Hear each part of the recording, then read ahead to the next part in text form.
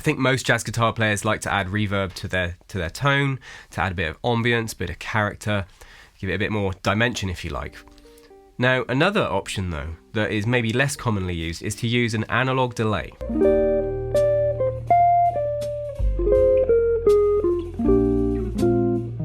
To test this out for myself, I recently bought this Strymon Brig, which is an analog bucket brigade delay. Now in other styles, people tend to use these for repeat and echo, whereas I'm trying to use this to add to the texture and the feel of my tone. Now I'm playing through a Quilter Tone Block 202. This is the dry sound, there's no reverb.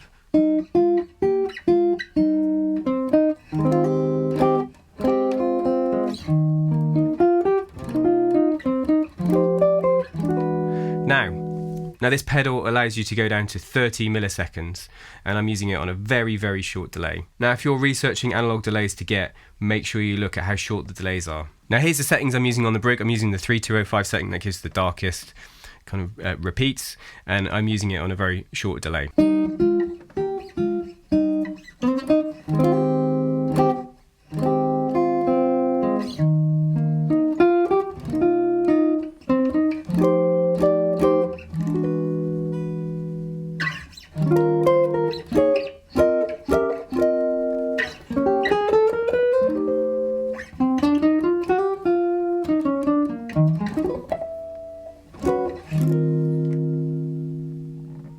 And if you're going to use a pedal like this, it's not going to be like a toy that you play with. You're just going to find that short kind of delay and just leave it. Let me play a short staccato note so you can hear that repeat.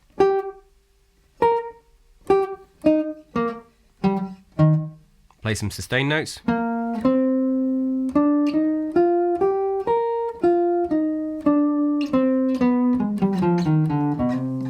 What is this adding then to the tone? Unlike digital delays, analog usually have this kind of lo-fi, degraded, kind of dark sound. And I think it does add a little bit of that. I feel like there's some smoothing out of the high frequencies and the transients, and it's definitely adding a little bit of ambience and warmth as well. I'm very guilty sometimes using too much reverb, and I think sometimes that can kind of swamp the sound, whereas I think like this feels more like, you know, like a small room kind of feel, and you're not losing the harmony amongst a wash of reverb, which I think is a benefit. But I think the biggest benefit of this effect, and I wouldn't use it all the time, I certainly wouldn't use it on rhythm guitar, I'd use it for chord melody playing and solos and single note playing, melodies and so forth, is what it does to the texture. And I think what you get texturally is a fatter tone, you get softer picking dynamics, and also just incredible sustain. I'm going to play the B section to These Foolish Things. I'm going to play it just the Quilter, completely dry. Then I'll play it with reverb, then I'll play it with the analog delay.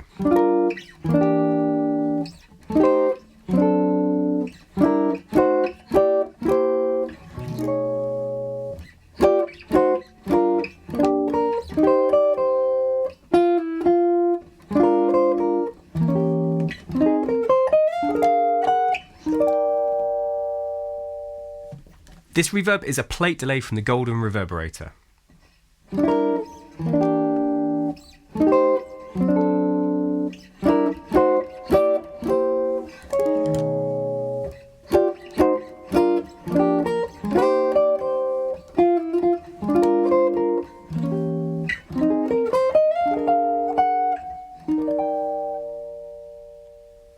Now we're back to the Strymon Brig.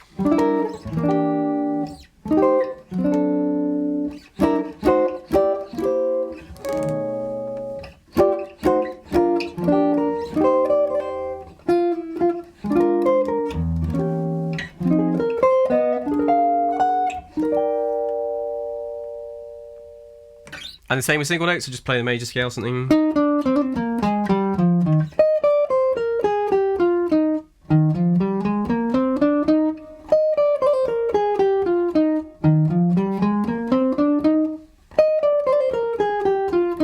Let me know what you think of the comments of those differences in tones. It's not something I could use all the time, right? I think it context would dictate when I would use this, and kind of core melody playing on the ballads and single note playing, sometimes I think it works well. Now, of course, there are other options. One I used to have was the MXR carbon copy that I quite like, but you know, whatever you look at, do look at how low the milliseconds go. I think kind of a lot of people tend to use like 30 to 60 milliseconds. Obviously, you get more contemporary players, people like Mike Stern use things on a longer side of things. The thing that annoys me maybe about this Brig is there's no actual, you've obviously got a rate knob to change, but there's nothing which comes up with how many milliseconds it is. So when you're dialing it back in, you're kind of guessing where you remembered it. That said, I'd probably just leave it set to that because I quite like what I've kind of set upon. Now I think we need to hear this guitar in the context of a mix. So let me play for you this month's standard of the month, Embraceable You, along with a backing track from Quartet, using the Gibson Super V and the Strymon Brig through the Quilter Tone Block 202 with no reverb.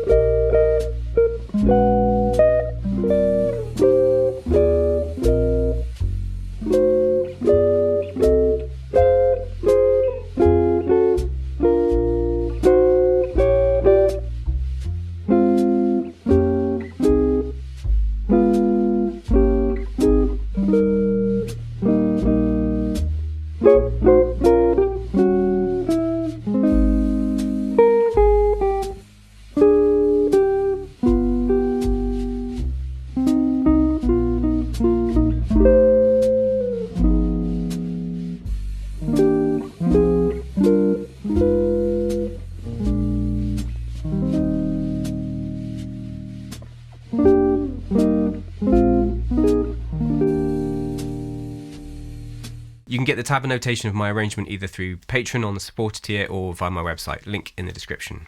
I'd love to know in the comments whether you already use an analog delay, what you think of the tones in this video, whether you think it's a turn off for you or whether you think it's something you could see yourself using.